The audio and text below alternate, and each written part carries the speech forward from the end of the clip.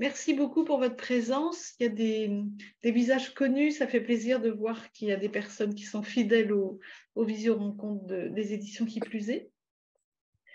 Aujourd'hui, donc, c'est Pascal Cucchini qui va nous parler des théories de l'engagement. Donc, moi, je ne vais pas vous parler plus longtemps. Pour ceux qui ne me connaissent pas, je suis Sylvie Daré des éditions Qui plus est. Je suis la responsable des éditions Qui plus est. Donc, bonjour à tous, je vais partager mon écran parce que je vous ai préparé un PowerPoint. Voilà. Donc, moi, je m'appelle Pascal Cucchini, je suis l'auteur de la méthode d'accompagnement et de pilotage des parcours d'insertion et directeur du cabinet B2C Projets, organisme de formation et de conseil auprès des structures d'insertion sociale et d'insertion socio-professionnelle.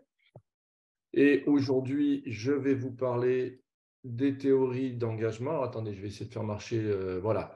Dans le cadre de l'accompagnement, bien évidemment, on a développé ces théories, on les a rencontrées, moi personnellement, il y a quelques années, quand j'étais accompagnateur, et on a développé des méthodes qui permettent de les utiliser. Et l'objectif d'aujourd'hui, c'est vraiment de vous permettre, alors peut-être que vous les connaissez déjà, mais de voir tout le potentiel que ces apports théoriques peuvent apporter dans les pratiques d'accompagnement et donc vous partager notre expérience, en tout cas les miennes dans un premier temps.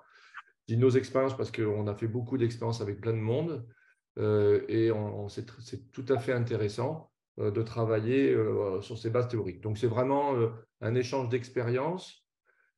Qu'on va faire, c'est assez lourd, hein, donc je vais essayer de ne pas trop aller trop vite, mais en même temps, il faut tenir dans les 2 heures, 2 heures et demie hein, de travail. Ce qu'on voulait faire, c'était des échanges sur les problématiques d'adhésion, donc on va en parler tout à l'heure. Ensuite, je vous présente les théories d'engagement, donc les fondements théoriques. On n'ira pas trop loin, mais juste les points qui me semblent les plus intéressants à retenir. Bien sûr, il y a beaucoup de bibliographie, donc il n'y a pas de problème pour pouvoir ensuite aller explorer ces théories. Puis ensuite, on vous présentera les applications méthodologiques que vous pourrez retrouver aussi dans mon ouvrage de la méthode MAPI. Et puis, on fera quelques exercices d'application en groupe. Et puis, on conclura. En conclusion, je vous proposerai un document, un conducteur de séance qui utilise les théories d'engagement que vous pourrez adapter, bien évidemment, éventuellement utiliser. J'aimerais bien que vous les essayiez. Puis, si ça vous intéresse de les essayer, vous pourrez nous en faire un retour. On est toujours preneurs, nous, des retours, des réajustements et de savoir un petit peu comment vous avez pu utiliser ce genre de méthode. La première chose que je vous propose, c'est qu'on fasse un petit échange autour de l'adhésion. Donc, la coopération, l'adhésion, c'est la coopération, c'est co-construire, c'est s'engager, c'est accepter, c'est difficile. Ouais. L'adhésion, c'est difficile, c'est OK, c'est faire ensemble, c'est donner envie, oui, on va en parler. C'est générer de la résistance. OK. Ça va, vous voyez bien le document là? Oui, oui, on le voit, Pascal. Oui, tout à fait. OK. Donc, décalage d'attente. Oui, tout à fait, c'est vrai, vous avez raison. Construire, alors, il y a plein de trucs. Hein. Alors, moi, je pensais qu'il allait me faire des choses un peu globales, mais non, pas du tout. C'est fluctuant, oui, tout à fait. Comprendre où on en est l'autre, oui, tout à fait. On va voir ça. C'est forcé, ouais, c'est dommage que on va en parler justement. Hein, la question de comment on amène quelqu'un à faire quelque chose qui est persuadé qu'il faut qu'il fasse sans jamais arriver à le mettre en œuvre. Vous allez voir que c'est très technique, tout compte fait. C'est difficile, oui, c'est de la vraie technique. Hein, moi, je suis d'accord avec vous. OK, ouais, résistance, volontariat, bon, très bien. Ben, écoutez, parfait. Hein. Alors, on va parler, je vois qu'il y a motivation aussi. On va parler de la motivation parce qu'effectivement, l'engagement et la motivation sont deux choses qui sont relativement différentes. Vous allez voir que en fait, le faire ensemble, puisqu'il ressort assez largement là, c'est qu'effectivement, on va voir comment les stratégies d'engagement peuvent nous amener les personnes à s'engager et comment on va pouvoir se positionner, nous, en matière d'engagement. C'est-à-dire comment on produit de l'engagement, puisque l'engagement est une production et ce n'est pas un préalable. C'est pour ça que je parlais vous voyez, tout ce qui est motivation, volontariat, c'est assez intéressant parce qu'effectivement, la question, c'est comment nous, on va générer de la motivation, en tout cas de l'engagement. Culturel, on va en reparler effectivement. La question de la résistance au changement, c'est-à-dire qu'effectivement, vous allez voir que les théories d'engagement, mais en fait, elles nous disent un truc important, c'est que les situations créent les comportements. Donc, si on agit d'une certaine manière, eh bien évidemment, on risque de créer de la résistance. Alors, les résistances, on en crée toujours, ce n'est pas un problème. La question, c'est comment on arrive à aider les personnes à s'en dépasser, bien évidemment. Est-ce qu'il y a quelque chose sur lequel vous voulez réagir? Alors, recueillir le consentement, oui, on va reparler aussi en termes de posture, hein. Accueillir l'autre, recueillir le consentement, aller chercher l'autre là où il est. Oui, tout à fait, c'est très intéressant. Est-ce qu'il y a des choses sur lesquelles vous voulez réagir? Ça va sur ce premier volet? Oui, c'est bon, je crois qu'il y a Globalement, rien. je vous remercie. Tout le monde, alors je vais garder bien précieusement les choses. Tout le monde a des problèmes d'adhésion et d'engagement quand on fait de l'accompagnement.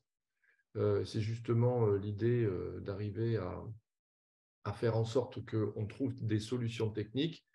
Et encore une fois, personnellement, le travail que moi j'ai fait, c'est que j'ai rencontré des problèmes d'adhésion et d'engagement des personnes et en fait, j'ai été voir un petit peu parce qu'on avait la chance, moi j'étais sur Aix-en-Provence pour vous raconter ma vie et on avait la chance d'avoir Joulet qui était à Aix-en-Provence aussi. Et donc, j'ai pu lire ses bouquins, le rencontrer, discuter avec lui et véritablement organiser les séminaires qu'il a pu animer. Et on avait des bonnes solutions qui arrivaient. Donc, l'adhésion, c'est bien sûr le cœur de notre sujet, hein, d'accord. En fait, on est d'accord que si elles ne sont pas actives, on ne peut pas collaborer. Ce que vous avez dit, on s'épuise aussi, hein, c'est-à-dire que pousser, tirer, essayer de persuader quelqu'un de faire quelque chose qu'il est persuadé, encore une fois, de devoir faire, mais qui n'arrive pas à mettre en œuvre, c'est très, très fatigant. Et puis, on n'obtient pas nos résultats et en tout cas, on n'obtient pas de résultats durables. Par la durabilité, j'entends qu'une fois que la personne a obtenu son résultat, qu'elle s'y maintienne.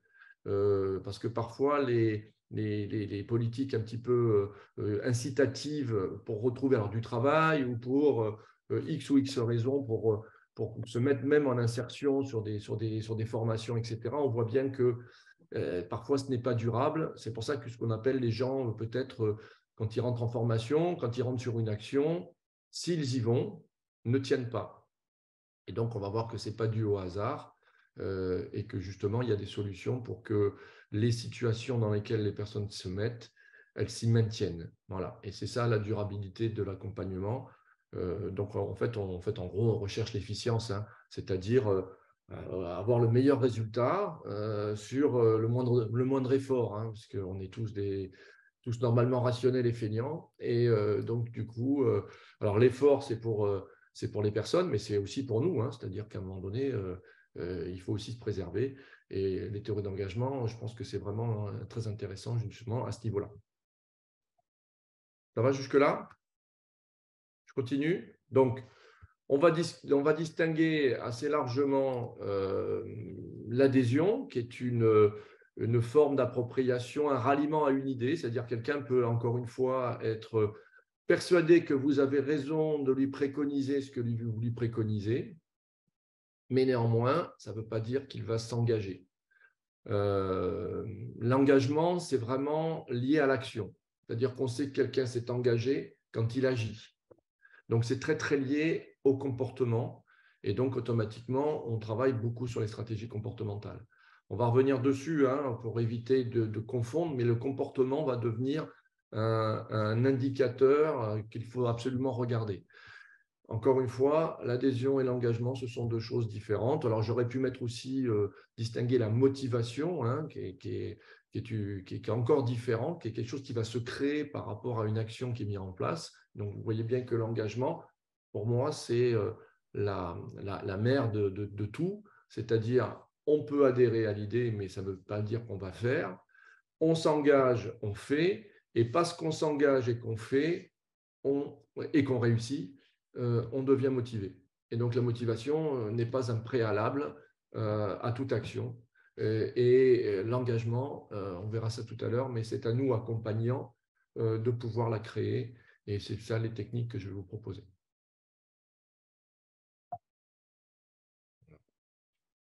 Il m'embête depuis tout à l'heure. Alors, je vais vous présenter les principes théoriques. Là, c'était poser le cadre. Hein. Donc, maintenant, je vais vous présenter les principes théoriques des théories d'engagement. On a j'ai ressorti trois personnages enfin quatre avec Léon et Beauvois, Jules et Beauvois sont deux. Quatre personnages, quatre bases. Vous pourrez aller, bien évidemment, creuser si ça vous intéresse ces éléments-là. Il y en a d'autres, parce que ce sont des recherches qui ont une centaine d'années. Hein, ce n'est pas des recherches d'hier. Ça a commencé à peu près pendant la guerre mondiale, Deuxième Guerre mondiale, hein, en 1942, avec des questions de changement de culture, puisque on avait des Américains qui devaient, avec l'effort de guerre, pouvoir manger des abats. Je ne vous raconte pas l'histoire entière parce qu'elle va prendre trop de temps, mais en tout cas, les changements culturels et les publicités, les campagnes de publicité ne donnaient pas d'effet sur les changements de culture. Donc, en fait, on a demandé donc, alors je ne sais plus si c'est Lewin ou Kessler, d'ailleurs, d'un coup, j'ai un trou. Enfin, un des deux d'intervenir sur ces changements culturels. Donc, il a commencé à regarder les campagnes de pub et à changer les mots qui étaient utilisés pour être plus percutants. Et ils ont renvoyé les campagnes de pub et quand ils ont mesuré les résultats en termes de changement de comportement, c'est-à-dire est-ce que les Américains cuisinaient les abats, puisque les Américains, eux, ce qu'ils aiment, c'est les steaks et culturellement, ils ne peuvent pas mettre les abats dans la bouche, il n'y avait aucun effet.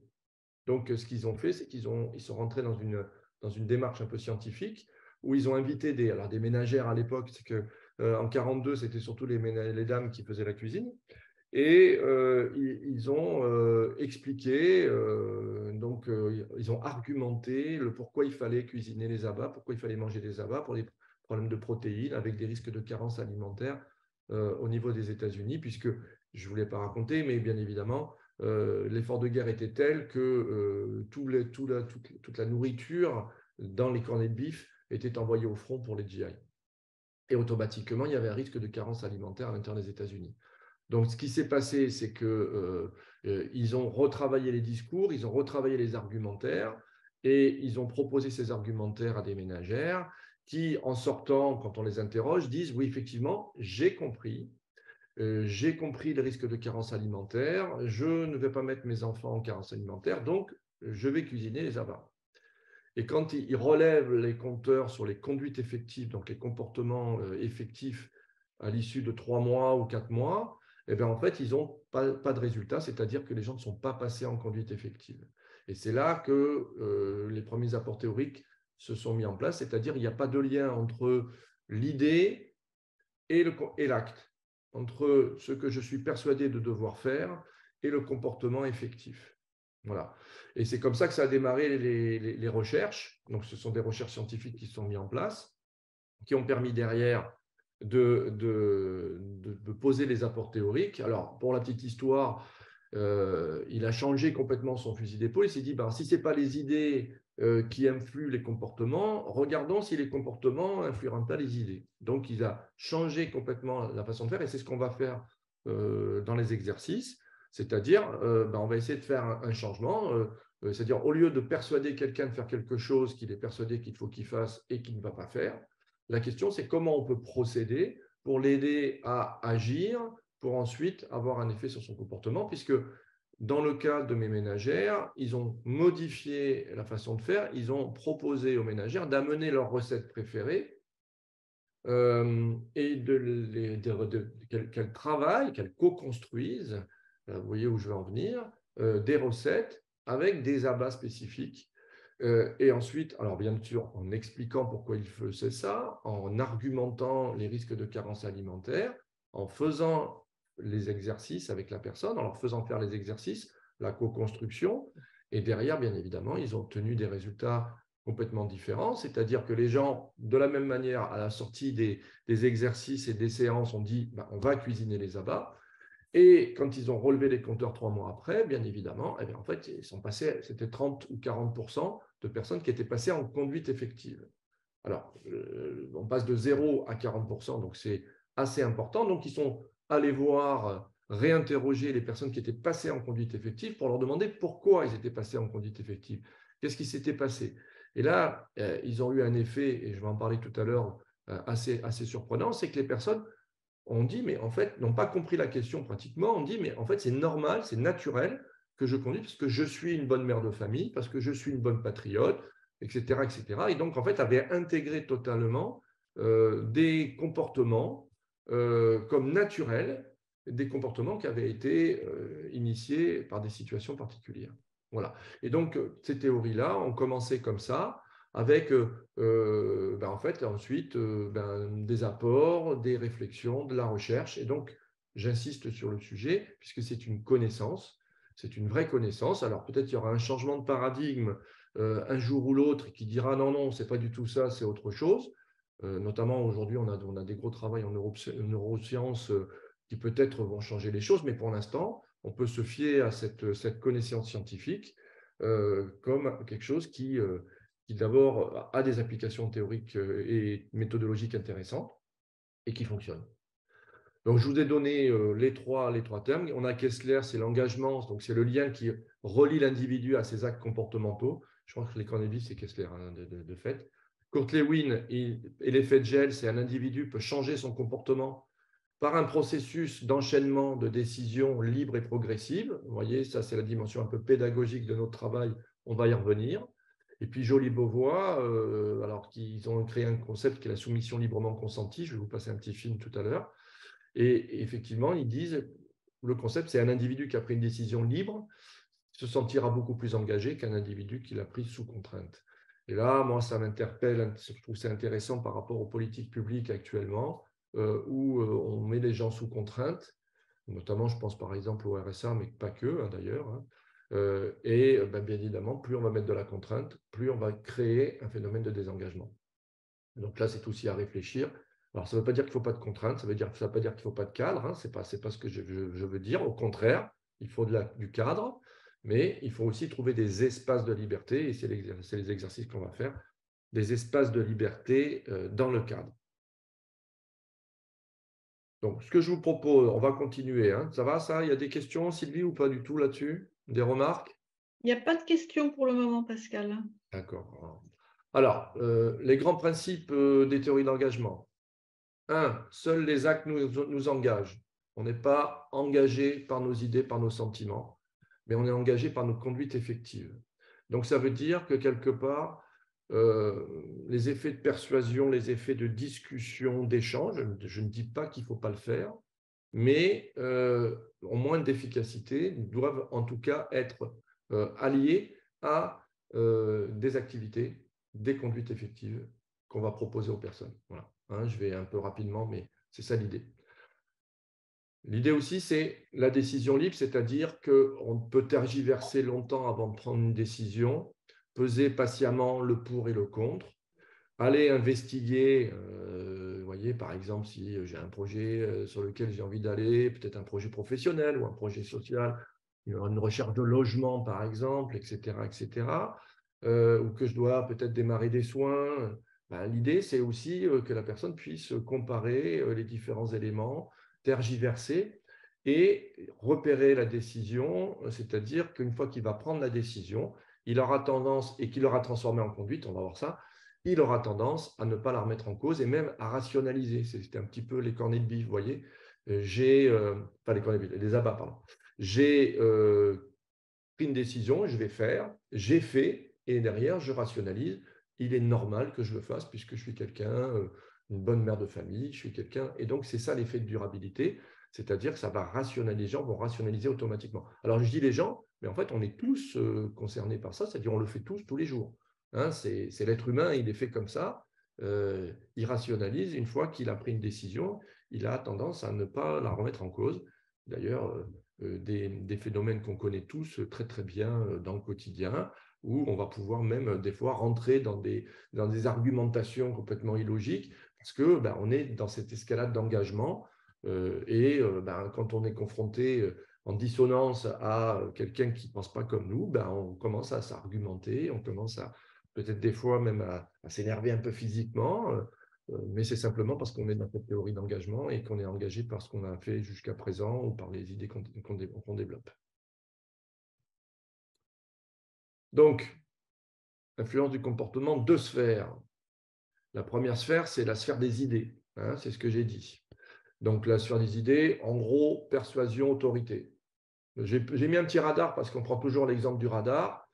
C'est-à-dire qu'en fait, si j'ai quelqu'un qui est persuadé qu'il est un bon conducteur et qu'il a une grosse voiture et que, comme il a acheté une grosse voiture, comportement allié, c'est qu'il faut en profiter et aller vite. Quand il a un radar, donc on est d'accord, le radar, c'est le symbole de l'autorité. C'est-à-dire que si tu passes à 140 sur une voie à 90, tu vas te prendre une amende et en plus tu vas te faire un retrait de PMI, donc personne ne veut. Donc le temps du radar, la personne change son comportement, bien évidemment, mais on a tous constaté, je crois, en tout cas moi je le constate tous les jours, et puis des fois ça m'arrive aussi de temps en temps, c'est que quand le radar est passé, le comportement revient à l'identique, c'est-à-dire on continue à rouler vite. Donc, on voit bien que en fait, la sphère des idées n'a pas d'influence sur le comportement. D'accord ? En tout cas, pas d'influence durable. Mais dans notre cas, on ne peut pas mettre de la pression en permanence aux gens. D'ailleurs, ce ne serait pas durable comme effet. Et donc, on voit bien que, alors, persuasion, c'est ce qu'on fait aussi tous les jours, c'est-à-dire argumenter pour essayer de faire en sorte que la personne change ses idées. Alors, ça peut être dans un débat politique, un débat entre amis, mais ça peut être aussi dans notre entretien, dans notre sphère de travail, où on va essayer de persuader quelqu'un d'aller sur une action. Et donc, on va argumenter le pourquoi cette action est importante. Et donc, on voit bien que ça peut être aussi un des effets. En tout cas, ça n'empêchera pas la personne d'arrêter l'action. Sur le coup, elle est d'accord, vous l'avez persuadée. Et peut-être que quand elle va se retrouver sur l'action, c'est là où elle va arrêter parce qu'en fait, il n'y a pas de durabilité sur l'effet. Et la deuxième sphère d'influence, bien sûr, vous avez compris, c'est les comportements. Alors, il faut bien distinguer comportement et attitude, hein. L'attitude, c'est ce que je laisse paraître à un moment donné.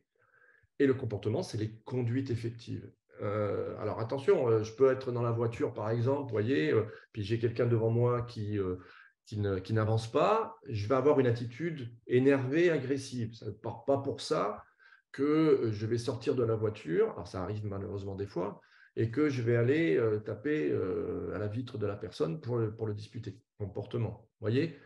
Par contre, je peux le faire. Donc, l'attitude n'est pas forcément prédictive du comportement. Par contre, nous, ce qui va nous intéresser, bien évidemment, c'est le comportement. Et les actes, on va voir que les actes, c'est vraiment le sujet sur lequel nous, on va travailler, puisqu'une personne qui va agir va pouvoir modifier ses idées. Et c'est ce que je vais vous montrer maintenant sur le billet perdu, c'est-à-dire une petite vidéo qui a été tournée à Nancy et qui explique beaucoup mieux que moi par l'expérience tous ces concepts de situation et de comportement. À son propriétaire. Plusieurs personnages sont impliqués dans cette expérience. C'est bon? Il y a d'abord Monsieur Dupont, qui a tendance à perdre ses billets. Et voici Madame Delallès, qui est très attachée à son chien, un charmant basset artésien. N'oublions pas enfin Monsieur Duchemin, qui est un petit peu perdu. D'ailleurs, il n'interviendra pas tout de suite. Tout le monde est prêt? Alors allons-y.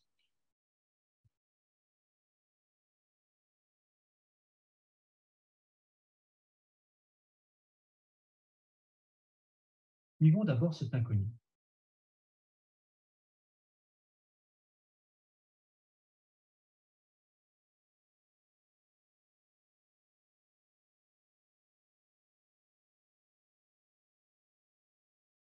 Très bien. Alors essayons avec un autre inconnu.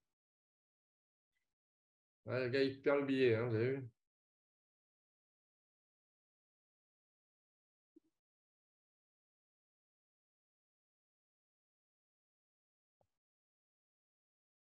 Dans ce contexte, où il y a un témoin, Robert Vincent Joule a observé que 100% des passants redonnent le billet perdu à son propriétaire.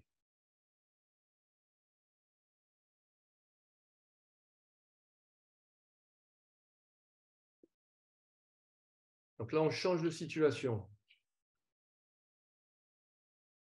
Cette fois, la rue est déserte.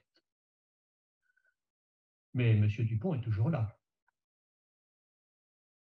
Et toujours aussi distrait.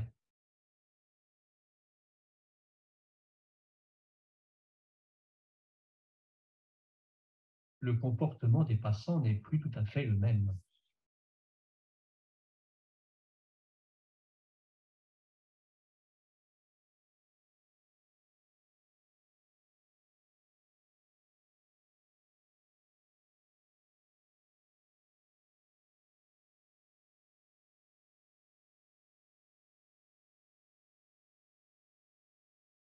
Lorsqu'il n'y a aucun témoin, on observe que 30% des passants seulement redonnent le billet perdu à son propriétaire.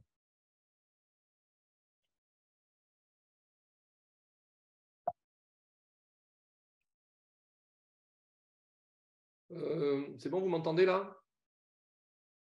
Oui, on t'entend, Pascal. Voilà, d'accord. Donc, juste, je m'arrête là parce que je voulais juste parler de cette situation. Vous voyez, c'est bon, c'est une expérience qui est faite assez régulièrement. Dans les bouquins, vous verrez, si ça vous intéresse, et peut-être parce que je vois qu'il y en a qui le connaissent déjà, c'est passionnant. Ça veut dire quoi? Ça veut dire qu'en fait, vous voyez bien que les comportements sont liés aux situations dans lesquelles on va se trouver. Première condition expérimentale, on passe dans la rue, le gars, il fait exprès de perdre le billet, et il y a des gens autour. Donc, il y a une condition spécifique avec des gens qui observent, donc une régulation sociale qui se met en place. Tout le monde rend le billet parce que, bien évidemment, c'est comme ça. Par contre, dans la deuxième condition, la rue est complètement déserte, et vous voyez que les personnes changent de comportement automatiquement en fonction de la situation dans laquelle ils se trouvent. Alors, 40% qui rendent le billet, non, 30% qui rendent le billet, donc 70% qui ne le rendent pas, c'est quand même assez significatif en expérimentation. Et donc, c'est ça l'idée, c'est que les théories d'engagement nous disent quoi? Les stratégies comportementales nous disent on est conditionné par les situations dans lesquelles on va se trouver. Donc, vous voyez que les liens qu'on va pouvoir faire derrière par rapport à nos métiers. Je laisse découvrir la suite.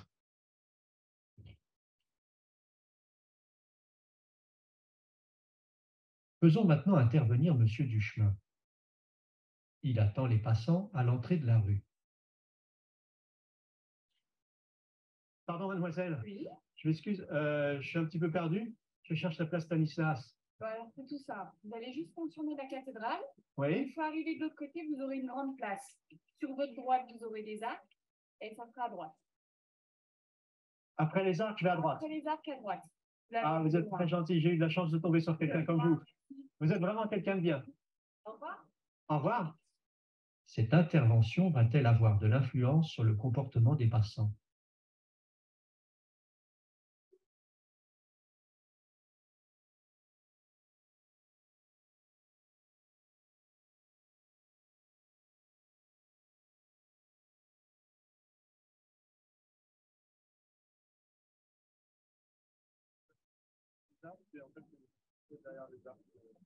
D'accord.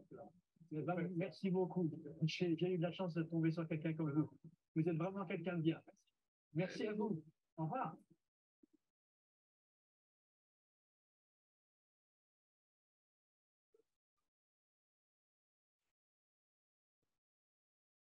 Décidément, la petite phrase de M. Duchemin change beaucoup de choses. À partir de là, vous tournez à droite et vous allez tout droit, vous tombez dessus. J'ai de la chance de tomber sur quelqu'un comme vous. Mon machin. C'est vraiment quelqu'un de bien. Ah oui, Bonne journée, merci. Au très revoir. intéressant. C'est intéressant. Maintenant, c'est 69% des inconnus qui redonnent le billet perdu. Je suis en vision. Selon les circonstances, donc, ces passants se sont comportés de façon bien différente. Pourtant, tout s'est déroulé dans la même rue.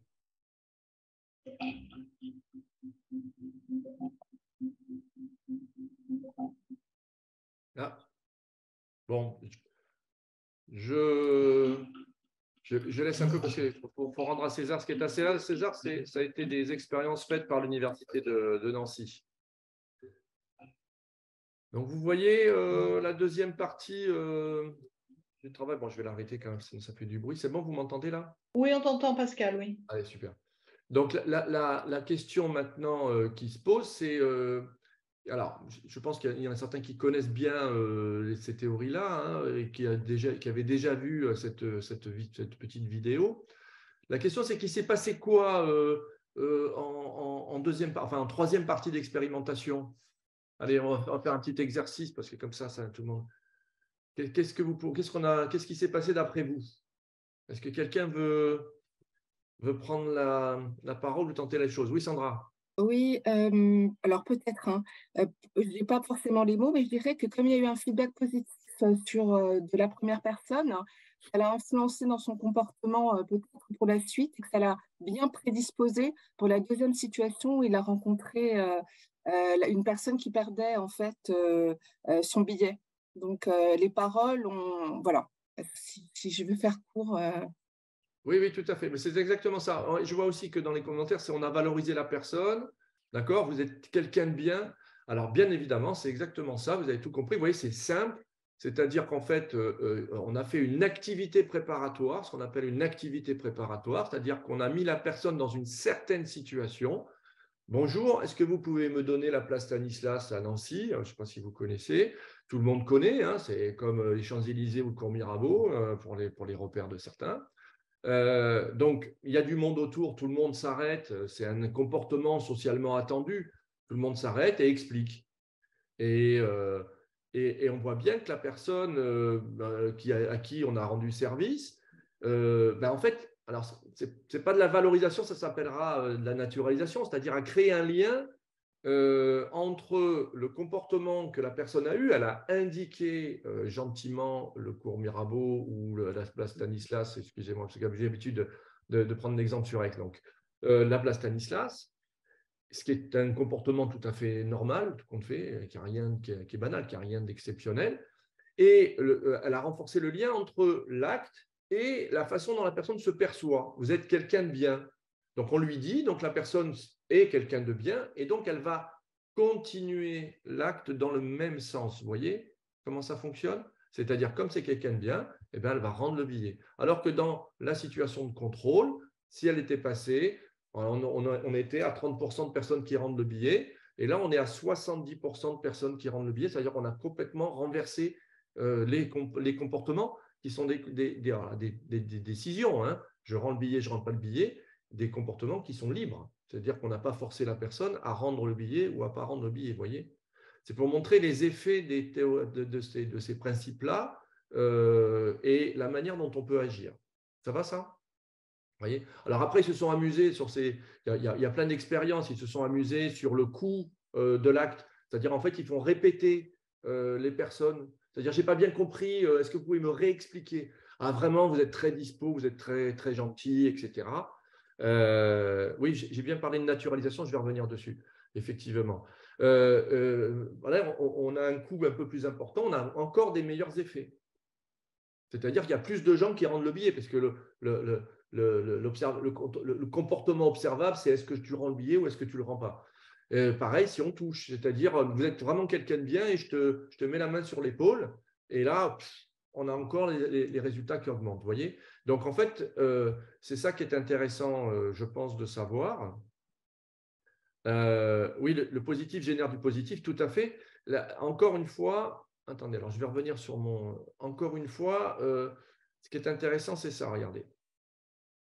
C'est qu'en fait, les principes théoriques, ils disent ça. Ils disent qu'en fait, on a nos sphères des idées, notre sphère des actes, hein, on est d'accord, que quand on agit d'une certaine manière, alors c'est ce qu'on appelait naturalisation. La naturalisation, c'est le concept qu'ils utilisent, c'est-à-dire qu'on a des gens on est tous comme ça, on naturalise, c'est-à-dire on rend naturel un comportement qu'on n'a pas forcément eu de manière naturelle, c'est-à-dire automatique. D'accord? Donc, bon, j'ai ma souris qui me pose problème. Donc, on a un comportement, ça a une influence sur la manière dont on se perçoit, et bien évidemment, la manière dont on se perçoit va avoir une influence sur les comportements suivants. C'est exactement l'idée du billet perdu, c'est-à-dire, en fait, la personne, on lui dit que c'est quelqu'un de bien, elle va indiquer la place Stanislas, on lui dit vous êtes quelqu'un de bien, donc hop, elle naturalise, mais de toute façon, elle l'aurait fait, même si on ne lui avait pas dit, elle l'aurait fait, et donc elle a tendance à poursuivre dans le même sens, le même type de comportement. Alors, ça peut être positif comme ça peut être négatif, bien évidemment, vous avez compris. OK? Et le dernier volet, c'est qu'en fait, à la base, c'est les situations dans lesquelles on va se trouver qui vont induire le comportement et qui vont nous permettre de rentrer dans la boucle. Ça va, ça? Alors, pour moi, c'est bon, ça? C'est clair ou pas? Vous me dites, hein?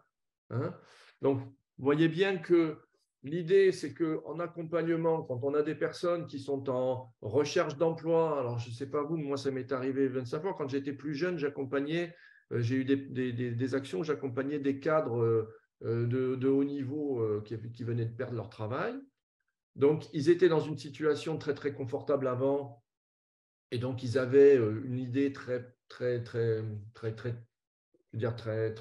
bien pour d'eux-mêmes, hein, et c'était eux qui avaient réussi, alors qu'en fait, ils avaient certainement des comportements qui étaient liés aux situations très confortables dans lesquelles ils étaient.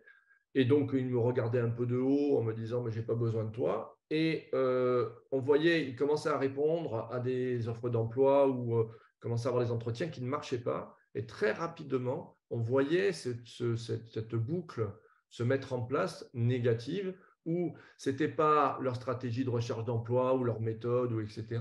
C'était eux qui étaient devenus incompétents. Ils étaient passés du statut de surcompétent où j'ai besoin de rien à un statut où je ne vaux rien. Et donc, on voyait bien que cette boucle se mettre en place. Des personnes qui sont en insertion sont en situation d'insertion, en tout cas, ils sont en situation de précarité, et automatiquement, ils ne sont pas forcément dans une boucle très positive de travail. Ce qui veut dire que pour nous, pédagogiquement, si on est bien là-dessus, en fait, l'idée, c'est d'arriver à aider les personnes à naturaliser qu'ils sont en capacité de. Tant qu'une personne n'est pas en capacité de réussir, il va rationaliser et il va mettre en place des actes, des comportements qui sont des comportements d'échec. Pour ça qu'on a des gens, par exemple, quand ça va un peu trop vite et qu'on a une bonne opportunité, quand ils doivent passer en conduite effective, se mettent en situation d'échec, ont panne de voiture, ont toutes les raisons du monde de ne pas aller, de ne pas faire, etc., abandonnent, etc. Parce qu'en fait, en gros, là, ils sont pas, la boucle n'est pas encore une boucle vertueuse. Pardon, on peut intervenir ou pas? Ah, avec plaisir. Du coup, Emmanuel Cassin-Saech, je suis responsable d'une maison de l'emploi sur l'agglomération de Grenoble. Et du coup, à travers ce que vous énoncez, alors j'ai pris en cours de route parce que j'étais sur une autre visio ce matin, mais je suis assez surpris. Enfin, alors, loin de moi de tenir un discours politique, d'autant plus je suis un fonctionnaire territorial, donc par essence, je me dois d'avoir un devoir de réserve et un devoir de neutralité, donc qu'on soit clair là-dessus.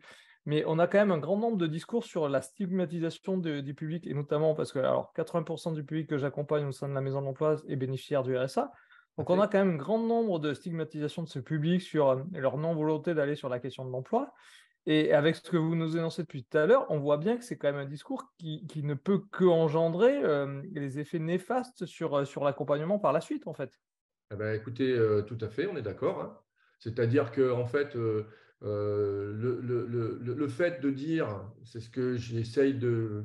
C'est pour ça qu'on a marqué que c'est peut-être une petite révolution, vous voyez. C'est-à-dire qu'en fait, quand on n'a pas, ce savoir-là, cette connaissance-là, on va trouver des interprétations d'un phénomène, des comportements qu'on observe et qu'on n'arrive pas à interpréter.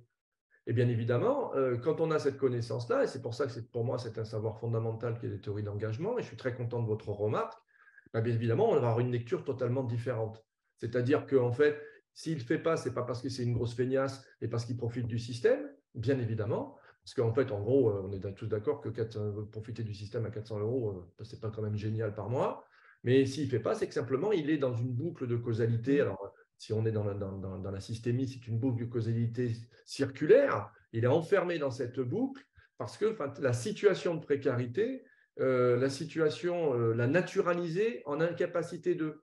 Donc, quelqu'un qui est en incapacité naturalisée, je dis bien qui est naturalisé, c'est-à-dire qui a rendu naturel un comportement ou des situations dans lesquelles il s'est trouvé qui ont généré des comportements d'échec, par exemple, de non-capacité d'eux, etc.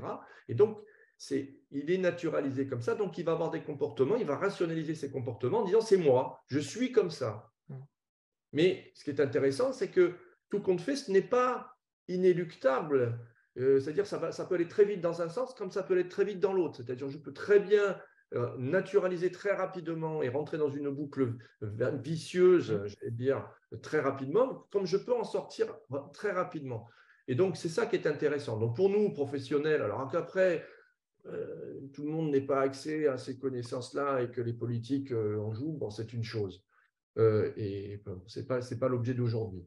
Mais que maintenant, nous, professionnels, on puisse aborder la question en se disant bon, comment je vais pouvoir, et vous avez bien compris, quelle situation professionnelle je vais pouvoir proposer à la personne pour qu'elle modifie durablement son comportement qui va avoir un impact direct sur la façon dont elle va se percevoir, donc elle va naturaliser sa capacité d'eux, ben, c'est un acte éminemment pédagogique, éminemment professionnel. Et vous voyez qu'on change nos repères, c'est-à-dire que quand on vous dit qu'il faut trouver du travail à la personne, ben la question, je le dis parce que moi je l'ai vécu, ben déjà la question c'est quelles sont les situations pour que j'aide la personne à revenir dans une boucle de causalité vertueuse, c'est-à-dire se repenser en capacité d'eux, parce qu'on sait très bien que vous avez beau pousser, tirer, avancer, on peut même trouver une offre d'emploi super intéressante pour la personne, même un poste, on peut lui trouver. Si elle est dans cette boucle vicieuse, ce n'est pas très durable. C'est pour ça que je parlais de la durabilité, vous voyez. Donc, il y a toujours un temps d'abord, au-delà de la question du parcours, il y a toujours un temps où on va déjà, par les activités qu'on va proposer, par les activités que la personne va faire, et notamment par la phase d'accueil, parce que c'est pour moi stratégique et hyper important, prendre du temps sur cette phase-là, bien la travailler pour commencer tout de suite que la personne enclenche ce processus. C'est ça, c'est-à-dire les personnes qui tentent bien d'être ramassées, mais par exemple, si pour la personne, entre guillemets, l'acte, donc le billet, c'est plus important, bah, lui, il va ramasser le billet et le garder plutôt que d'être remercié, parce que le billet aura plus d'importance que un feedback positif de la personne. Voilà. Oui, oui, tout à fait. Alors, oui, parce que vous partez d'une hypothèse ou d'un principe que la personne est rationnelle. C'est-à-dire que sur le coup, elle est capable de rationaliser, de prendre la décision entre la valeur du billet et la valeur que je vais peut-être obtenir, la valorisation que je vais obtenir du remerciement, ben, je fais le comparatif et en fonction de la valeur des uns et des autres, ben, en fait, je prends ma décision. Mais en fait, les décisions sont absolument… c'est ça ? Oui, mais si par exemple le besoin est plus financé, c'est que la personne a besoin de plus de l'argent, et bien, elle va plus obéir à ce besoin qui pour elle est naturel et spontané, elle ne se posera pas l'autre question. Oui, après, on n'a pas dans les expériences, on n'a pas les raisons pour lesquelles les personnes ont gardé ou ont rendu le billet. On est sur des démarches scientifiques. Tout ce qu'on sait, c'est que les personnes, on ne prend pas de décision rationnelle. On peut peser le pour et le contre longtemps, mais en fait, c'est très difficile, notamment quand on est en spontanéité, comme c'est le cas dans l'expérience, c'est-à-dire c'est très, très rapide. Hein, c'est-à-dire la décision, elle se prend en une fraction de seconde. Tout ce qu'on sait, c'est qu'en fonction des situations, on n'aura pas les mêmes types de comportements.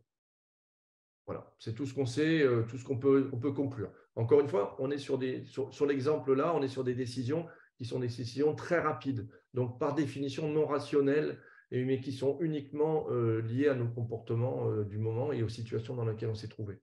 Hein, il n'y a personne dans la rue, je prends le billet, 70% des gens prennent le billet.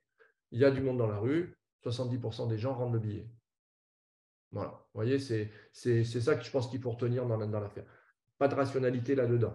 Ce qu'il faut comprendre, c'est que les boucles d'engagement font que une fois qu'on a pris la décision et qu'on a transformé, on va voir ça ensemble, qu'on a transformé en conduite effective, c'est-à-dire en acte, on a tendance à rationaliser, c'est-à-dire à trouver des justifications de pourquoi on a eu ce comportement et aller dans le même sens. On peut estimer que les gens qui ont récupéré le billet ont peut-être dû culpabiliser 2 minutes après, mais une fois le billet dans la poche, ils ont dû rationaliser, trouver des arguments en disant il n'avait qu'à pas perdre son billet, et puis j'en avais besoin, et puis ci, et puis ça. Vous voyez, on rationalise. C'est ça qu'il faut bien identifier. En fait, après, je vais arrêter, mais simplement, c'est parce que dans certains dispositifs, des jeunes qui sont, par exemple, qui s'engagent dans un dispositif, eh bien, ils sont là parce qu'ils sont rémunérés pour être présents dans un dispositif. Donc, leur motivation, bah, c'est ce fameux billet. Et donc, ils arrivent, entre guillemets, ils adhèrent à un dispositif pour le billet. Et après, il y a le travail et ce qui est naturel pour eux, c'est d'être venu chercher le billet du dispositif. Oui, alors on est bien d'accord que tout à fait, je vois bien très bien les dispositifs sur lesquels vous êtes. On a travaillé là-dessus, notamment on a travaillé sur le SEJ, et c'est un peu, peut-être je peux vous présenter les choses. C'est qu'en fait, la question de l'adhésion au dispositif via le billet, on est d'accord que d'abord on est dans un cadre un petit peu, peut-être pas très productif. Non, l'avantage c'est de le faire venir. Donc on le fait venir. Après la question c'est comment je vais l'aider à sortir de cette affaire du billet, c'est-à-dire de cette rationalisation des choses qui dit en fait je viens pour le billet, parce qu'on est d'accord que là on a un comportement qui est lié à une situation, c'est-à-dire que je viens pour avoir mon billet, en tout cas ma rémunération.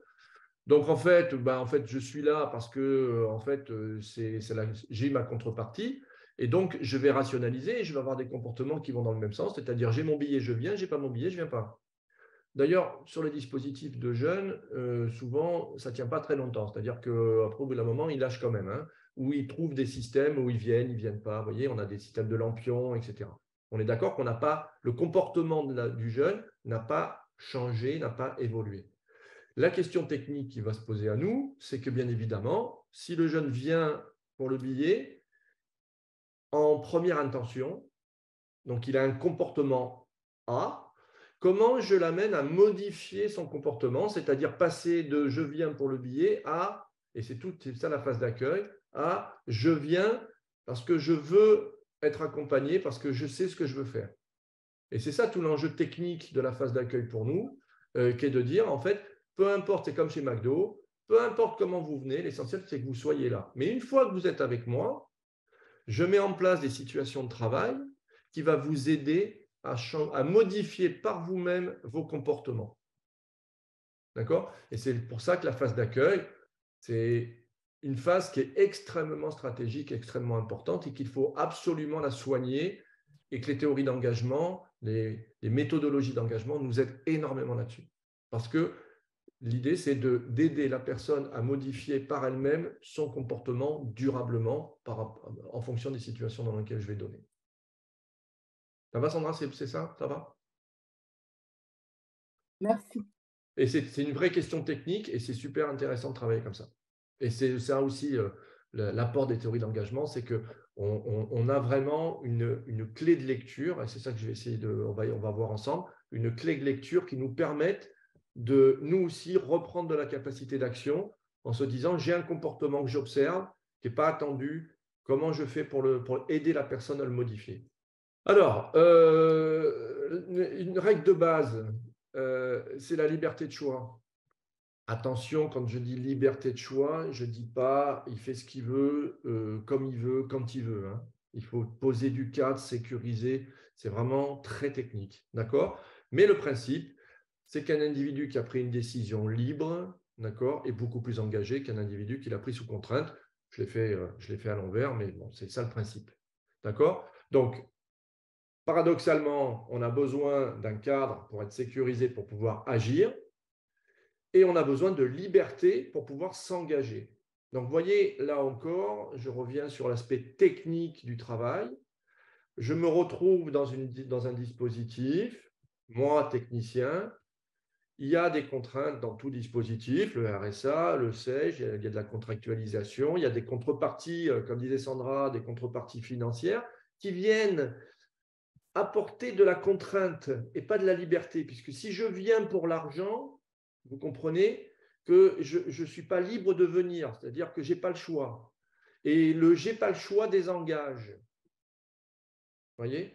Donc, il faut faire passer la personne de « j'ai pas le choix » à « quelle est ma modalité de choix à l'intérieur de ma contrainte ».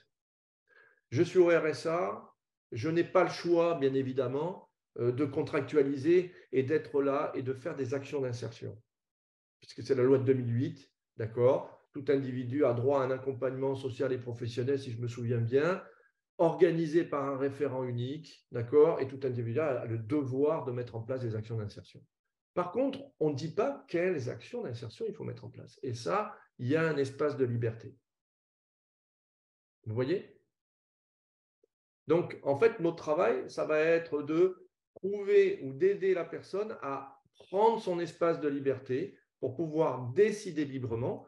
Ce n'est pas de l'altruisme, c'est uniquement parce que je sais que comme ça, je vais pouvoir l'aider à s'engager. D'accord? Donc, en fait, on est vraiment dans des stratégies comportementales et le comportement va devenir mon observatoire, mon indicateur, les changements de comportement. Est-ce qu'elle a pris des décisions? Est-ce qu'elle est revenue avec le document qu'elle s'était engagée à revenir? Est-ce qu'elle a fait effectivement les choses? Est-ce qu'elle fait des propositions? Est-ce qu'au niveau de la relation, elle parle? Voilà. Ça devient un indicateur intéressant, pédagogique, pour me dire, eh bien, effectivement, elle est en train de bouger, elle est en train de modifier de naturaliser qu'elle est en capacité d'eux, et donc après, les choses vont être beaucoup plus simples pour nous.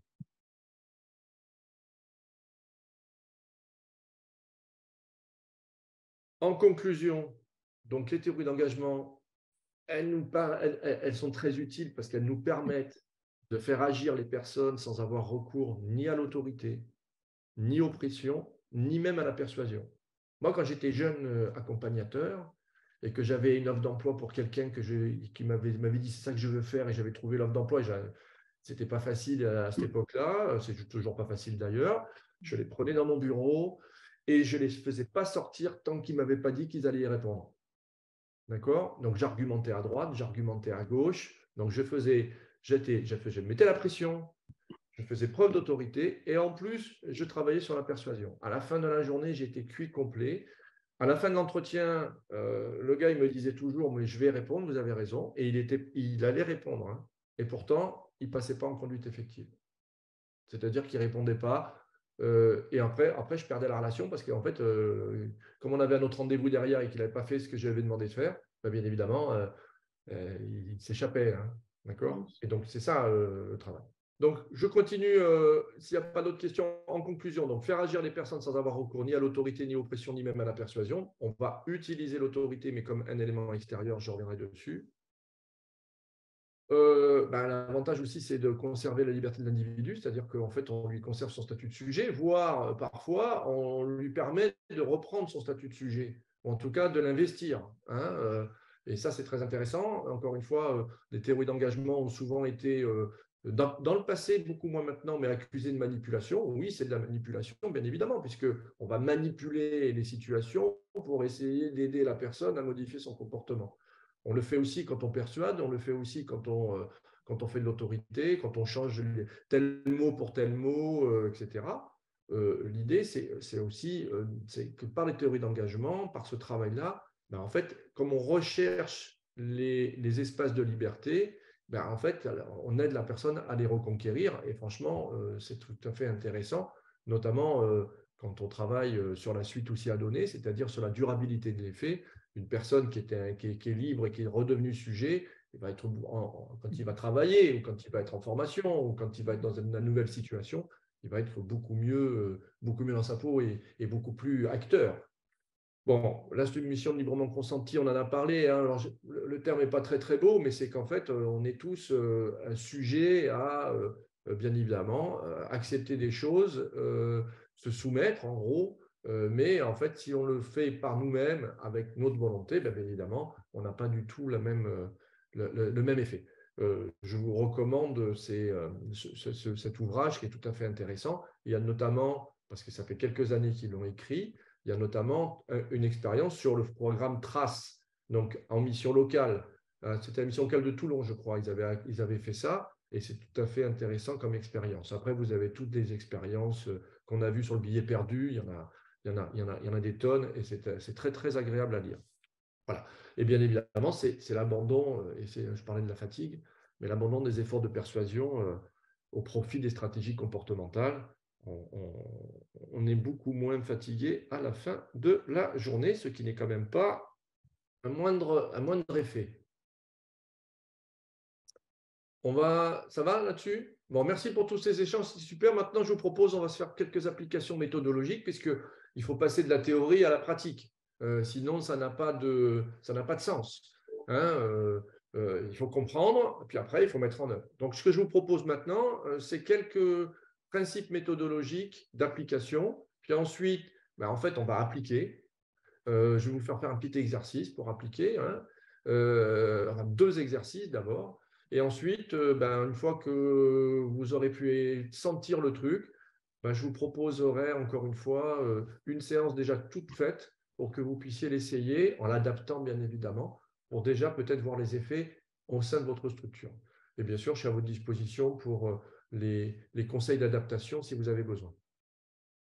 Alors, donc, le processus d'engagement, c'est le suivant. D'accord? On l'a vu. On doit proposer à la personne ou aux personnes, ça peut être du collectif bien évidemment, des situations préparatoires. D'accord? Les situations préparatoires, hein, comme est-ce que vous pouvez me dire où se situe la place Stanislas, situation préparatoire. Nous, on doit systématiquement aider la personne à avoir des situations préparatoires. Attention, situations préparatoires, ce sont des activités. Okay, alors, ça n'empêche pas qu'il faut donner de l'information, qu'il faut échanger, il n'y a pas de souci là-dessus, mais il faut que la personne agisse. C'est très important. Il faut qu'elle développe des comportements, pas des attitudes, d'accord? Pas de l'échange d'informations, on parle, mais des comportements, donc des activités. Par ces activités, elle va apprendre, elle va pouvoir recueillir de l'information, d'accord, qui vont lui permettre de prendre la décision.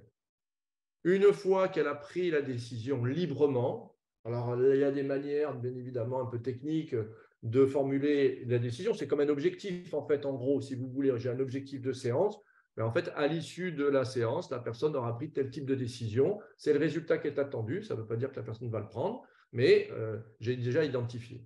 Donc, situation préparatoire, décision à prendre. Ensuite, on lui fait poser une autre activité dessus. D'accord? C'est les enchaînements, en fait. Hein?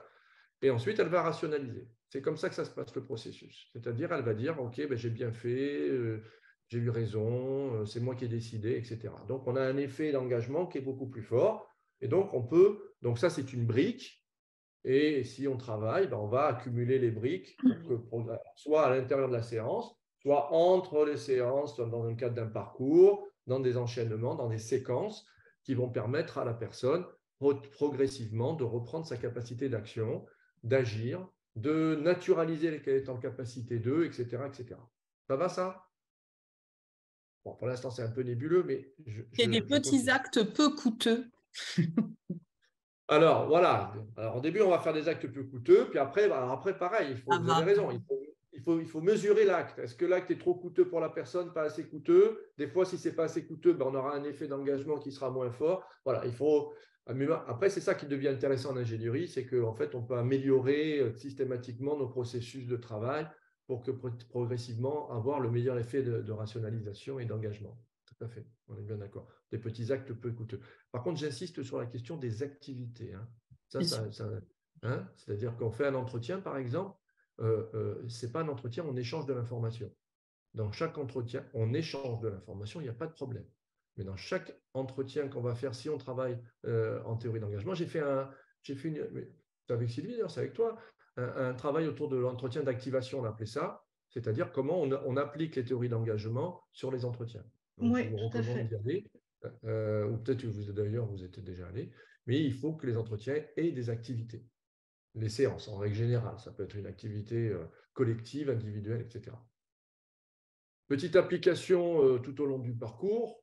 Donc, le parcours, c'est 4 phases. Hein, vous allez voir, la première phase, c'est la phase d'accueil. Donc, j'ai dit qu'elle était très importante. Je ne la détaille pas là, mais en fait, à l'intérieur de la phase, on va le voir après, on retrouve ce même triptyque, hein, acte préparatoire, décision libre, acte derrière. Là, ici, à l'issue de la phase d'accueil, la personne elle aura pris le choix du parcours. Nous, on appelle ça le choix du parcours, c'est-à-dire quel est le parcours que je veux mettre en place. Et donc, je contractualise sur la base du parcours, la contractualisation étant l'acte derrière, d'accord? Donc, j'ai réfléchi au parcours que je veux faire, j'ai décidé du parcours, je contractualise derrière. Vous voyez, acte préparatoire, décision libre, acte. Vous voyez les enchaînements, comment ils se font? Ça va? Ensuite, je démarre la première phase de mon travail, c'est-à-dire la récolte d'informations. Alors, je vais prendre par exemple, si c'est un objectif emploi, travailler sur le projet. C'est quoi le métier que je veux faire? Dans quelles conditions? Est-ce qu'il existe un métier qui est pareil? Je vais faire une immersion, je vais pouvoir aller rencontrer des gens du métier, etc., voir les organismes de formation, identifier la formation qui m'intéresse. Vous voyez, tout ça, ce sont des activités préparatoires. On est d'accord? C'est-à-dire que ces activités vont permettre de prendre la décision, c'est j'y vais ou j'y vais pas, pour faire quoi, dans quelles conditions. Donc, une série de décisions. Je vous l'ai dit, il ne faut jamais perdre l'occasion d'aider une personne à prendre une décision, enfin, de laisser la personne prendre la décision. Donc, on peut avoir tout au long de ce travail-là plein de décisions. Je reviens sur théorie d'engagement. Si on tergiverse longtemps avant de prendre une décision, pesant patiemment le pour et le contre, une fois la décision libre, j'aurais tendance à la rationaliser et à ne pas la remettre en question. Donc, vous voyez que l'enjeu stratégique pour nous, c'est quoi? C'est d'utiliser cette période-là et de poser un cadre méthodologique à la personne pour qu'elle utilise cette période-là pour bien réfléchir. Alors, on va lui donner, comme vous disiez, on va donner un délai, hein, parce qu'on ne peut pas faire ça ad vitam aeternam, mais on va bien réfléchir à quelles sont les possibilités pour en choisir celle qui est préférée. Et si la personne le fait correctement, c'est-à-dire elle prend du temps pour tergiverser, on sait que l'effet ici sera meilleur. Parce que moi, ce que je ne veux pas, c'est que la personne rentre en formation ici et me claque dans les doigts 3 jours après. Vous voyez? Donc, on a un travail préparatoire à faire. Donc, travail préparatoire, activité préparatoire, décision libre ici.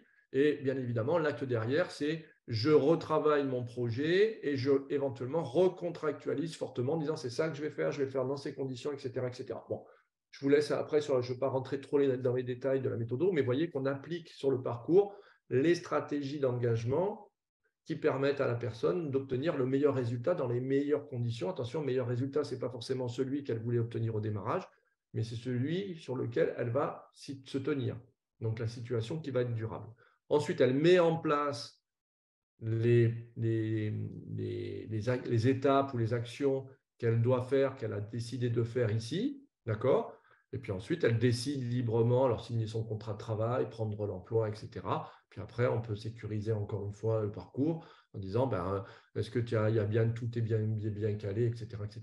Ça va, ça? Donc, vous voyez que dans le processus d'accompagnement sur la base des projets de parcours que l'on développe, on va utiliser en permanence les théories d'engagement. Alors, notamment ici très fortement, notamment ici très fortement.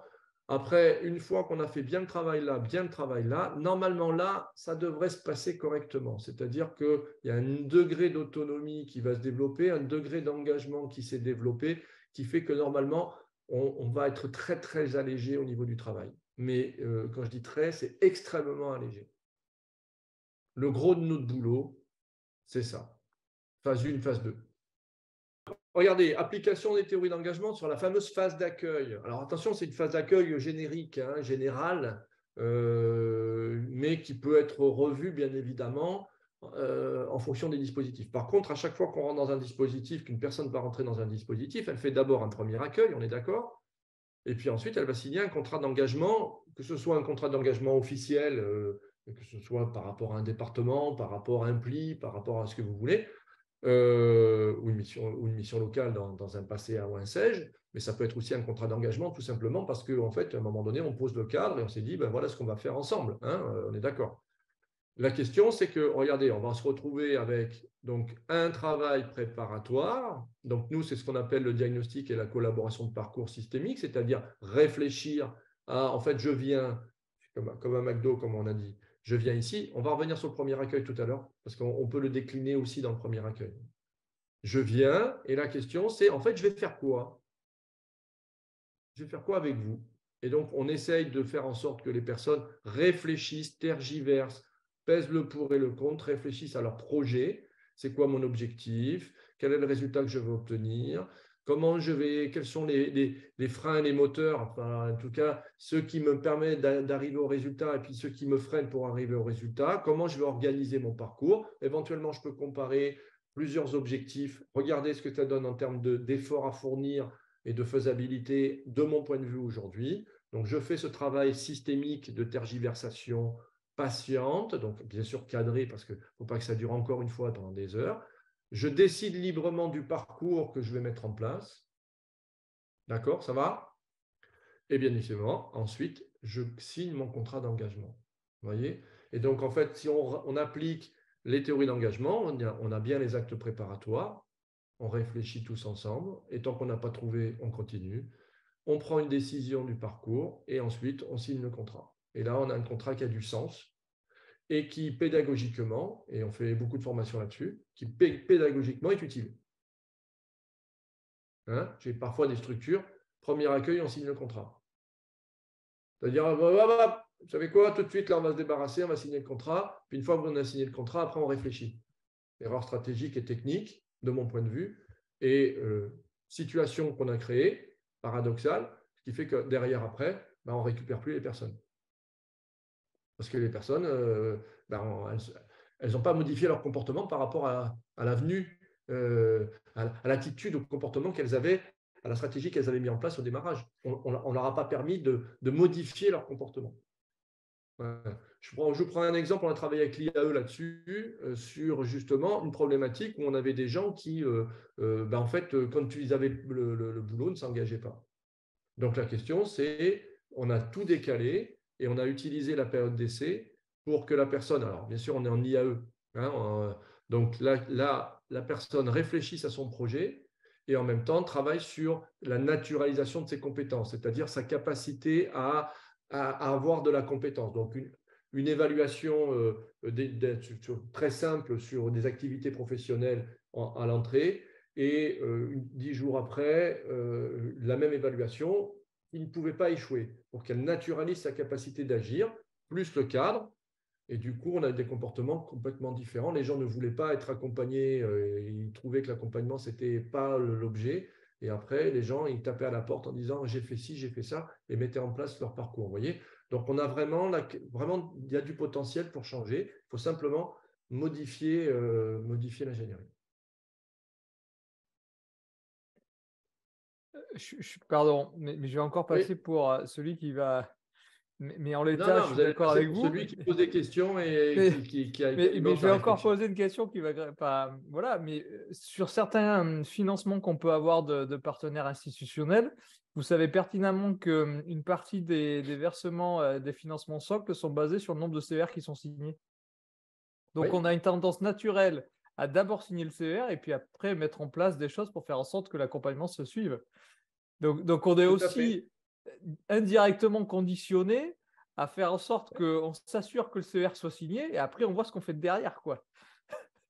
Oui, tout à fait. Non, mais après, la question, c'est que, bien évidemment, la pression moi qui suis responsable d'unité et qui assure effectivement le financement de 13 agents que j'ai sous ma responsabilité, j'ai une tendance naturelle à dire on signe d'abord les CER, on voit ce qu'on fait derrière, quoi. Parce que derrière, j'assure l'équilibre financier de la structure que j'ai en responsabilité.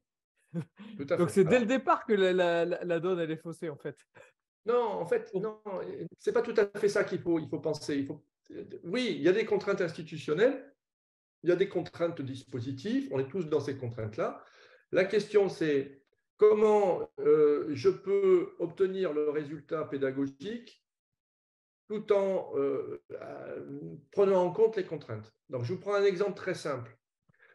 Sur certains dispositifs, alors après, c'est plus ou moins efficace, hein, après, il faut essayer d'améliorer en permanence, Mais bien évidemment, sur certains dispositifs où il faut avoir le contrat immédiatement, ben, en fait, on fait, alors soit on arrive à le décaler un petit peu en se disant, ben, ça va, on prend 4 jours ou une semaine pour faire ça, et puis on signera le contrat et ben, on va voir ce que ça donne. Mais si derrière on a un meilleur résultat, ben, ça sera que bénéf. Il faut essayer, il faut regarder. Soit on peut dire aussi, et moi ça m'est arrivé, de dire, ben, en fait, on va faire un premier accueil et on va signer un contrat d'orientation, d'accueil. D'accord? Donc, le contrat qu'on a signé, on le signe pour 1 mois, ça va dépendre des dispositifs, 1 semaine, 1 mois, 2 mois. Attention, au bout d'un moment, c'est plus. Et l'objet du contrat, c'est de choisir le parcours qu'on va mettre en place. Vous voyez? Et en fonction de l'avancement des personnes, ça leur laisse le temps de tergiverser longuement. Ben, bien évidemment, si elles tergiversent et qu'au bout de 15 jours, elles ont trouvé ce qu'elles voulaient faire, elles sont prêtes, ben, en fait, on renouvelle le contrat, c'est-à-dire on le modifie tout simplement en disant « Ok, bravo, félicitations, naturalisation. Je savais que vous étiez en capacité de, voyez, vous avez fait un bon résultat, c'est formidable. Allez, on renouvelle le contrat, en tout cas, on modifie le contrat pour vous aider à faire. » Voilà. Mais par contre, on l'a conditionné. Vous voyez, il y a toujours des solutions. Ce n'est pas un problème. On a toujours des solutions. Par contre, il n'y a que la pédagogie qui va nous permettre d'obtenir le résultat. Vous voyez? Donc, il ne faut pas oublier la pédago. C'est-à-dire, il ne faut pas oublier que c'est la personne qui va trouver son résultat. C'est elle qui va trouver alors, son travail, sa formation. C'est elle qui doit agir. Donc, il faut mettre en place les conditions. Il ne faut pas le perdre de vue. La contrainte administrative, elle existe. La contrainte financière, elle existe. Il n'y a aucun problème là-dessus. On trouve toujours des solutions. Okay. Voilà. C'est ça l'idée. Ça va, ça? Oui, tout à fait. Voilà. Et c'est d'ailleurs, entre parenthèses, c'est ce qui est, enfin moi, bon après, mais c'est ce qui est vachement intéressant, tout compte fait. C'est d'arriver à trouver des solutions pour nous aussi, dans un environnement contraint. Oui, c'est pour ça que ça nous redonne de la capacité d'action, cette affaire. Parce que ça nous redonne de la capacité d'action en disant, voilà, on va proposer des situations de travail aux personnes pour qu'elles agissent. Donc, en fait, je me décale par rapport à peut-être ma mission aujourd'hui. Quand on me dit qu'il faut trouver du travail aux gens, ben là, non, il faut que je trouve des situations, il faut que je lui propose des situations pour qu'ils trouvent du travail. Donc, on est bien dans la bonne posture d'accompagnement et on est bien dans cette prise de recul, à plusieurs d'ailleurs, pour réfléchir à l'ingénierie. Et puis, c'est intéressant parce que ça nous permet de nous réinventer en permanence et de rentrer dans ce fameux système d'amélioration que moi j'adore, c'est-à-dire je mesure les résultats. Aujourd'hui, j'ai 60% des gens qui, quand ils signent le contrat, passent en conduite effective, c'est-à-dire ce qui m'intéresse, moi, c'est que derrière le contrat, il y a des gens qui mettent en place les actions et qui s'y tiennent. Ben, comment je fais pour l'améliorer? Moi, je veux faire 100%, moi. Moi, je veux que tous les gens qui rentrent, ils signent des contrats d'engagement qui, derrière, produisent des résultats, vous voyez. Bon, après, je sais que je ne les obtiendrai jamais, mais ce n'est pas grave, moi, je tends vers. Et donc, on peut rentrer dans cette amélioration de travail, cette recherche qui nous permet de prendre du recul, de travailler ensemble et d'avoir complètement, alors moi, c'est ce qui s'est passé, hein, c'est mon partage, une autre approche du travail. Et du coup, ça nous épuise moins. Parce qu'on fait un métier qui est quand même un peu compliqué, que quand on s'est bien levé l'âme pour aider une personne à trouver du travail, on nous tape sur l'épaule, on nous dit félicitations et on nous redonne une nouvelle personne qui est au début, on recommence, voyez, et on peut avoir ce sentiment un peu de hamster dans sa roue qui tourne en permanence. Si on travaille comme ça, eh ben justement, ça nous enlève toute cette pression, tout ce sentiment de répétition. Voilà. C'est un gros avantage de ce travail. Alors, on va construire une séance, si vous voulez bien. Alors, j'ai deux exercices à vous proposer. On va faire un petit exercice ensemble. On va reprendre le QR code, là, comme tout à l'heure, avec les téléphones pour voir si ça marche. Et puis ensuite, on va se mettre en groupe. On va vous mettre en groupe. Alors, je ne sais pas combien on a de personnes. Il faut qu'on va en faire des groupes de 4 à peu près pour que vous puissiez construire une petite séance très rapidement, une demi-heure. Essayez de repérer la décision, les quelques actes préparatoires. Hein. C'est exactement ça. C'est pour que vous rentriez un peu dans la logique. OK? Alors, regardez, on a parlé acte préparatoire, décision libre et acte engageant. On est d'accord là-dessus? Ça va? Ça, c'est comment ça se passe dans la réalité quand on agit la séance. Par contre, quand on la prépare, quand on prépare la séance, c'est ce que vous allez faire, on va d'abord identifier la décision libre que la personne doit pouvoir prendre. D'accord? Le résultat attendu en matière de comportement. OK, Dac, ça va en termes de décision. Puis ensuite, à partir du moment où on a formalisé la décision, on va aller chercher quelles sont les activités préparatoires qu'on peut lui proposer pour qu'il puisse décider. D'accord? Donc en fait, dans la réalité, ça va se passer, il va faire les actes préparatoires, il va prendre sa décision et on va lui proposer un acte. Voilà, on va d'abord identifier la décision pour pouvoir identifier les activités qu'on va lui proposer et identifier les actes derrière. Voilà, donc la bonne décision, c'était je décide de réaliser l'intégralité de la phase d'accueil. On est sur un premier accueil, on est d'accord? On va aider la personne à prendre la décision, bien évidemment. La décision qui aurait été de dire je décide de rentrer dans le dispositif ou pas, vous comprendrez que peut-être sur une séance simplement de premier accueil, il ne peut pas avoir toutes les informations nécessaires pour décider s'il rentre sur le dispositif. Ça va trop vite. D'accord? On parle d'actes peu coûteux. Donc là, c'est exactement l'élément d'actes peu coûteux, c'est-à-dire qu'on va, dans un premier temps déjà, vous proposer, vous expliquer ce qu'on fait, discuter avec vous et vous proposer un cadrage de phase d'accueil en vous demandant, c'est ce qu'on a vu tout à l'heure, de participer à l'intégralité de la phase d'accueil. Et vous prendrez vos décisions d'intégrer à l'issue de la phase d'accueil, parce que là, vous aurez toutes les informations pour l'intégrer. Ne vous inquiétez pas, si vous faites comme ça, vous aurez 100% des gens, alors là, vous aurez peut-être 80% des gens qui vont être d'accord parce que c'est peu coûteux de faire la phase d'accueil, et vous aurez probablement 95% des gens qui vont rentrer en phase d'accueil, qui vont rentrer en accompagnement avec vous. Mais ça, c'est moi qui le dis. Encore faut-il en être convaincu. Oui? Oui, excusez-moi, Gilles Billoux. Je rejoins l'intervention du monsieur tout à l'heure et qu'il m'excuse, je n'ai pas enregistré son nom. Je décide d'intégrer le dispositif. Par exemple, l'exemple que prenait cette personne tout à l'heure, effectivement, quand j'arrive à la phase d'accueil suite à mon inscription au RSA, quelque part, j'ai plus le choix sur ce dispositif-là. Après, je vais avoir des choix qui vont se réaliser sur la manière d'entamer mon insertion professionnelle. Mais c'est vrai que sur ce dispositif-là, en fait, j'ai déjà fait le choix quelque part, en fait.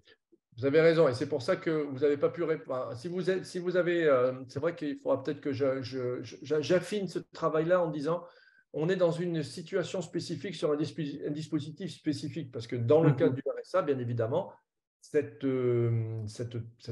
chose ne peut pas correspondre tout à fait, cette décision libre, à moins qu'on dise, je décide de signer un contrat d'orientation, comme on l'a vu tout à l'heure, pour pouvoir, dont l'objectif, c'est de définir le parcours sur lequel j'ai envie d'aller. Ouais. Voilà, c'est juste pour dire que peut-être ça peut se moduler en fonction, effectivement, de situation. Enfin, ça se modulera forcément, effectivement. Oui, complètement. C'est pour ça que je dis, oui, ça se modulera. C'est-à-dire qu'en fait, la méthode, c'est ça. Après, en fonction du dispositif dans lequel on est, on réfléchit à la décision que la personne doit pouvoir prendre. C'est ça que je veux dire. Donc, c'est évident que là, il aurait fallu que je rajoute le contexte, parce que comme ça, on aurait été plus précis. Bien évidemment, vous avez bien raison. Mes excuses pour la situation. Non, pas de souci. Mais on voit bien que l'exemple, c'est de dire en tout cas que il faut chercher la décision et on peut les trouver en ingénierie. Voilà. Donc, effectivement, là, on est dans un contexte beaucoup plus libre que le contrat d'engagement réciproque. Acte préparatoire. Je vais juste un tout petit peu plus loin, excusez-moi, juste pendant que je… le diagnostic de la situation, vous le placez à quel niveau ici? En amont de tout ça ou dans les actes préparatoires? Ça dépend du diagnostic de la situation. C'est-à-dire que si on veut faire des activités préparatoires, il faut que la personne fasse sa propre analyse de la situation. Donc, nous, on développe des méthodos qui permettent à la personne d'agir sur son diagnostic. Parce que vous comprendrez que si vous lui proposez de faire un diagnostic, c'est vous qui faites le diagnostic, c'est-à-dire le conseiller qui fait le diagnostic, comme c'est souvent le cas, en fait, vous créez une situation préparatoire qui est une situation où la personne est passive et que c'est le référent qui est expert. Et donc, du coup, on va avoir des comportements socialement non attendus, mais liés aux situations qu'on propose. C'est-à-dire que le comportement qu'on risque d'avoir, c'est que la personne, elle va dire, en fait, maintenant, vous me proposez quoi? Et le pire, c'est qu'elle accepte les propositions. Parce que quand elle va se retrouver dans la mise en œuvre effective, comme il n'y a pas eu d'engagement et qu'elle n'a pas eu le temps de se projeter et que ce n'est pas elle qui a choisi, vous savez bien que l'effet d'engagement n'existera pas. Donc, l'idée, c'est de modifier, et ça, effectivement, c'est une grosse modification de pratique professionnelle, mais qui est assez simple et qui est beaucoup plus simple à utiliser, mais qui est assez simple à faire, c'est apprendre à faire ce qu'on appelle le diagnostic. C'est pas c'est pas le bon concept, mais on l'a utilisé nous aussi comme ça parce que c'est ce qui est le plus répandu. L'analyse de sa situation, c'est quoi mon objectif? D'ailleurs, on l'a là, regardez. Je choisis mon objectif de parcours, d'accord? Je l'expose aux autres. Alors, je peux en avoir plusieurs hypothèses. Ensuite, ce que je vais faire, c'est qu'à l'issue de ce travail-là, à partir de cet objectif-là, je vais pouvoir poser mes éléments d'analyse et en déduire mon projet de parcours. Et ça s'apprend à faire. Mais c'est la personne qui va le faire et l'accompagnateur qui va l'accompagner dans la construction de son parcours. Ça change les pratiques professionnelles. Mais encore une fois, et je sais qu'aujourd'hui, dans le SPIE, il y a beaucoup de réflexions autour du diagnostic. Et on se prend beaucoup la tête à savoir quels sont les éléments d'information qu'il faut recueillir pour pouvoir faire le meilleur diagnostic possible.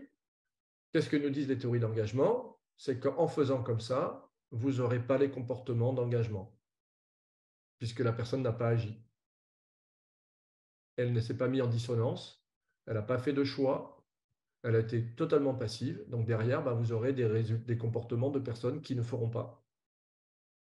Et comme vous disiez tout à l'heure, après on va dire que c'est des feignasses. Voilà.